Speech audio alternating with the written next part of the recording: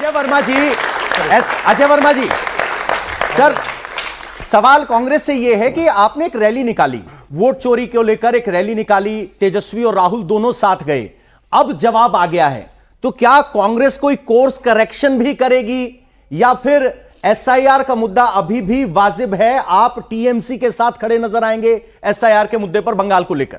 मैं आईना हूं, दिखाऊंगा दाग चेहरों के, जिससे बुरा लगे वो सामने से हट जाए। आईना चेहरा दिखाता है कि आपके चेहरे पे दाग है या नहीं है। आप देखते हो कभी?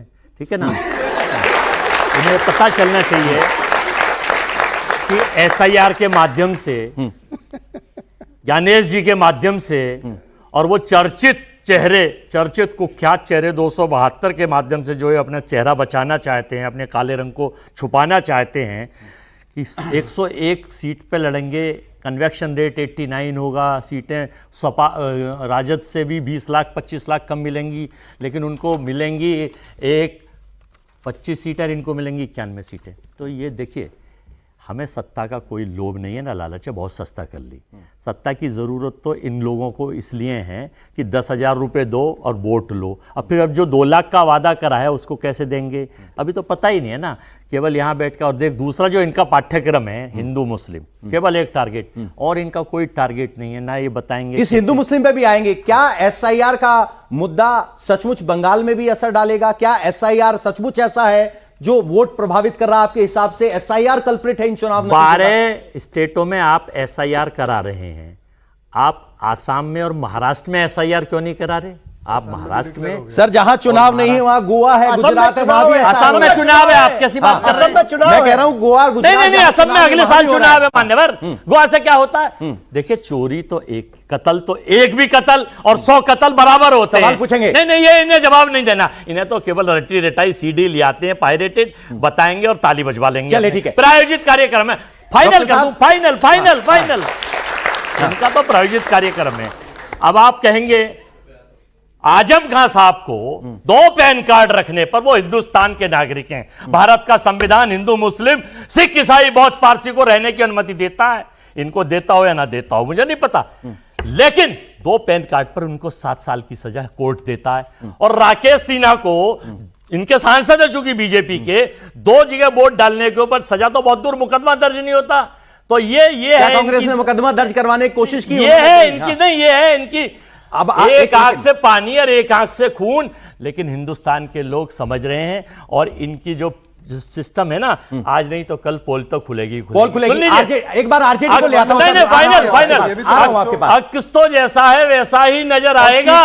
आप आईना बदलते हैं, बदलते रहिए। वोट बदलने की चर्चा है सर, आईना से चले। सर एक सिंसियर बात, उन्होंने जो आरोप लगाया कि आजम खान के लिए 2 पैन कार्ड पर सजा है, लेकिन आपके सांसद के 2 वोट पर सवाल उठा। सब पे आ रहा हूं, एक एक करके मैंने सारे नोट किए हैं। उन्होंने पहले क्या बोला कि आरजेडी को ज्यादा वोट मिले बीजेपी से बिहार के चुनाव में। आरजेडी 145 सीट पे लड़ी, बीजेपी 101 सीट पे, 143 पे, 143 पे लड़ी सर। हाँ, इनको पता भी नहीं। और हम लोग 101 सीट पे लड़े, और उसके बाद मैं आपको यह भी बता दूं, हम कम सीटों पर लड़े, फिर भी लगभग उतना ही वोट पाए। तो कौन जीतेगा? मध्य प्रदेश 2018 के चुनाव, पवन जी आपको याद होगा, जबकि हमारे पास नहीं बोला, सुनिए, मध्य प्रदेश में 2018 में, मध्य प्रदेश में 2018 में हमारे पास 10,000 रुपए देने को नहीं थे। पवन जी, क्या डिबेट ऐसी होगी कि मैं अकेला हूं और ये इंटरप्ट करेंगे? फिर आरजेडी भी बाकी है। देखिए, बौखलाहट में इस प्रकार से करने कुछ नहीं होगा। आपको आपका साथी नहीं बोलने देते, यहाँ पे मेरे बीच में बोल के क्या मिलेगा? सुनिए ना, देखिए, अब उनका टैक्टिक ये होगा कि वो मुझे बोलने नहीं देंगे, कंप्लीट करने देंगे, मुझे एक एक करके बात असलियत बोलेंगे तो सिर्फ एक सर सांसद के 2 वोट पर बोल दीजिए, उसके बाद सब पे आ रहा हूं भाई पवन जी, मुझे अपना तरीका तो मुझे तय करने दो ना, इतना लंबा बोला।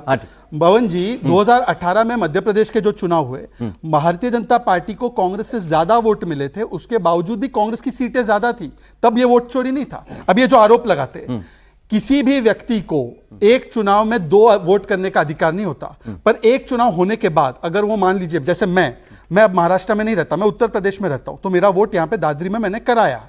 अब मेरे पास ये अधिकार है कि मैं अपना वोट यहां पे कराऊं, किसी ने अपना वोट कराया है, अगर गलत है तो शिकायत करो ना, यहां पे आकर मातम मनाते हो। राघव चड्ढा ने भी 2 जगह वोट किया था, एक बार एमसीडी दिल्ली चुनाव में किया था और फिर पंजाब में किया था, तब उनको नहीं दिखाई दिया। और मैं कह रहा हूं कि अगर कुछ भी गलत है तो आप जाकर कंप्लेंट नहीं करते, 10 सेकंड और दे दीजिए। महाराष्ट्र में इन्होंने बोला चोरी हुई, सुप्रीम कोर्ट ने रिजेक्ट किया, मानते हैं क्या? इन्होंने बोला कि हरियाणा में चोरी हुई, कुमारी शैलजा ने रिजेक्ट किया, बिहार में चोरी, तारिक अनवर इनके नेता ने रिजेक्ट किया, और तो और छोड़िए ओमर अब्दुल्ला ने बोला कि इलेक्शन कमीशन पर इस प्रकार के अनर्गल आरोप मत लगाइए।